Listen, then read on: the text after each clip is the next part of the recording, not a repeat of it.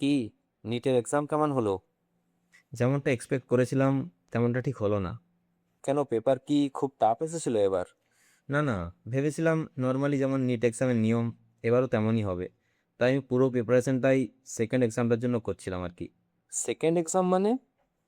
আরে নর্মাল এক্সামের নিয়মটা কি দেশের? প্রথমে পেপার লিক হবে, তারপর কোর্ট কেস হবে, তারপর ধুবরাটির ভিডিও আসবে, আর তারপর এক্সাম ক্যান্সেল হয়ে 3-4 মাস পর সেকেন্ড এক্সাম হবে, রাইট? তো তাই আমি পুরো প্রিপারেশনটাই ওই সেকেন্ড এক্সামটার জন্যই করছিলাম। কিন্তু এখন দেখছি পেপার লিকের কোনো খবরই এখনো আসেনি। তো তাই আমি একটু টেনশনেই আছি। তো তুমি এখন কি করবে ভাবছো? দেখুন, আমার তো এবার দেশের সিস্টেমের থেকেই ভরসা উঠে যাচ্ছে।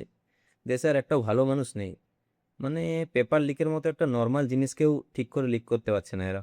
কি অবস্থা! এক্ষুনি আমাদের খবর আসলো যে পেপার সত্যিই লিক হয়ে গেছে। হয়ে গেছে? ইয়ে, জানতাম হবে। Thanks NTA, thanks government. System এখনো চেঞ্জ হয়ে যায়নি তাহলে। ভরসাটা রাখলো শেষ অবধি।